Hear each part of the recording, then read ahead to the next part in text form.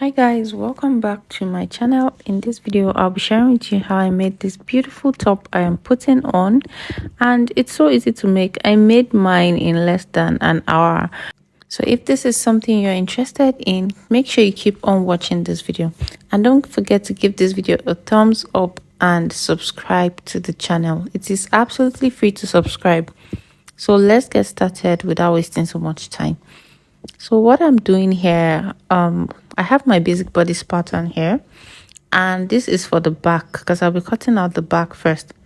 So I marked my round measurements divided by 4, then I added half of an inch for ease on this top because this top is not going to have any zip. So I added 1 inch as my sewing allowance. So the armhole here is for the back pattern. So when I finish cutting out the back pattern, the back bodice, sorry, I'm going to cut out the front pattern.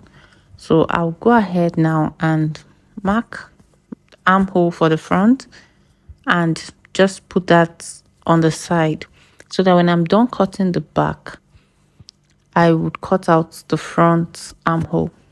So if you do not know how to draft a basic bodice pattern, I will link in a video or videos I have on that in the description box. So please make sure you watch that so that you understand how I got this basic bodice pattern.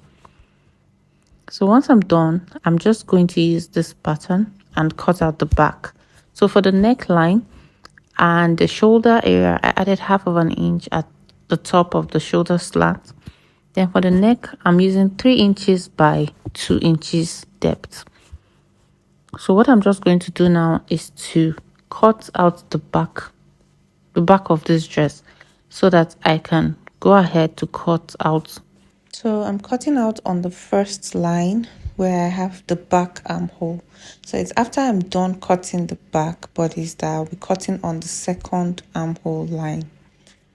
And moving on, I'm making use of this crepe fabric. So you can use any fabric of your choice, but it's better to use a lightweight fabric so that it is flexible and your pleats would show properly.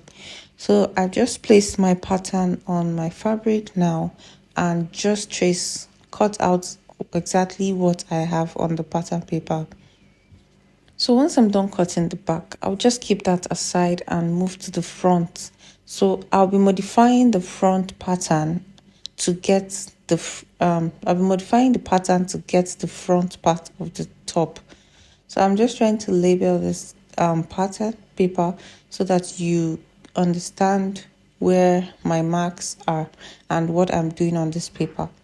So now I'm just going to decide where I want my pleats to stop, like where I want the pleats on the top to stop, and I'll just choose from my shoulder line. I'm just going to make use of 11.5 inches.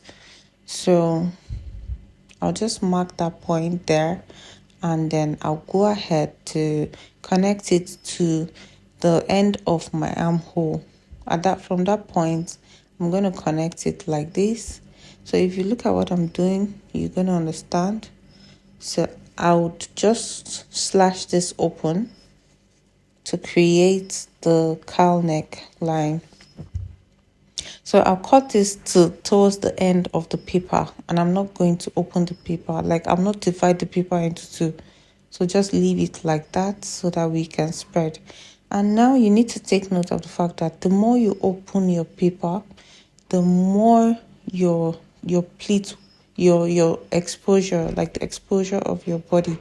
So if you do not want your body exposed, you can just make use of 7 inches, which is my chest area.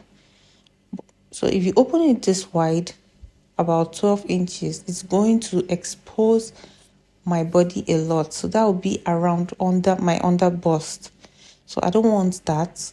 I am just going to make use of about 8 inches, which is my chest area, which is just fine, as you can see, as you saw in the beginning of the video. So I'm making use of only 8 inches. So I'll spread my paper by just 8 inches. the more you open your paper, the more you expose your body. So I'll pin that down and then I'm going to cut. So to cut out this fabric, just take note of how I will be doing that.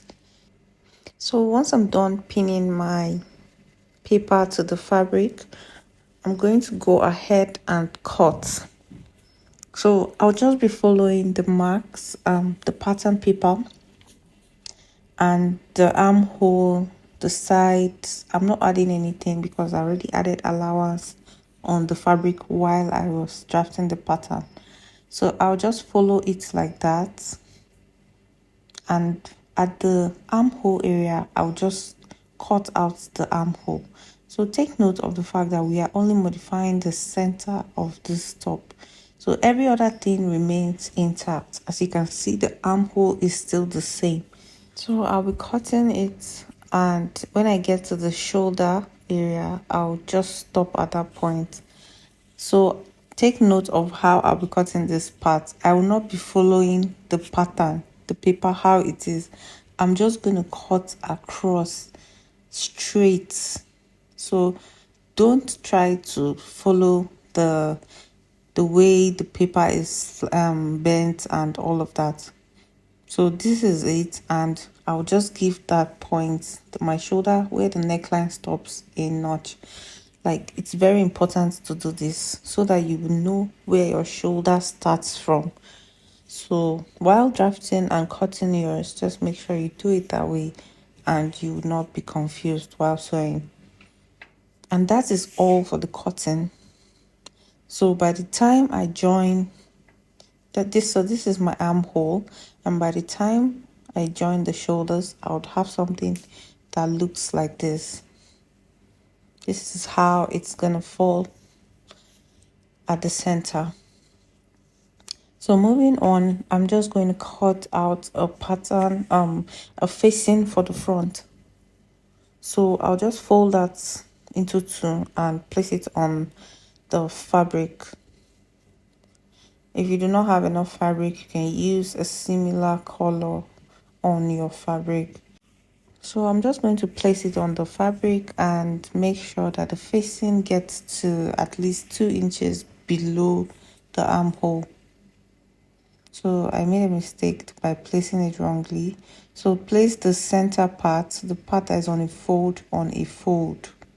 So that part is on a fold, and make sure it is on a fold also. So I'll just cut following the lines on the main fabric to get my facing. So when I'm done cutting the facing, I would also give the shoulder area on the facing a mark. I forgot to video that part. Please do that. It's also important so that you don't get confused.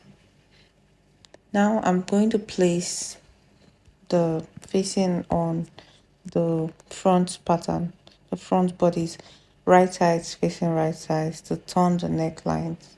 So I'll match where the shoulders are like that, and then I'll start sewing from the first notch and stop at the second notch. So once I'm done doing that, I'm going to cut, give it a tiny notch so that it lays flat. So once I'm done doing that, I'm going to turn it to the other side, to the front, to the back, and give it a good press so that everything looks neat. And after doing that, I'm going to use a bias tape to finish the neckline of the back piece. So the next thing I'll do after doing that is to match the necklines and match the shoulders and join them together. So after doing that, this is what I have. So I just decided to join my sleeves, and that is all about sewing a cowl neck. It is so easy to make, and like I said, I made mine in less than an hour. So if you enjoyed this video, don't hesitate to like this video, give this video a thumbs up, and subscribe to my channel. It's free to subscribe. See you in my next video. Bye.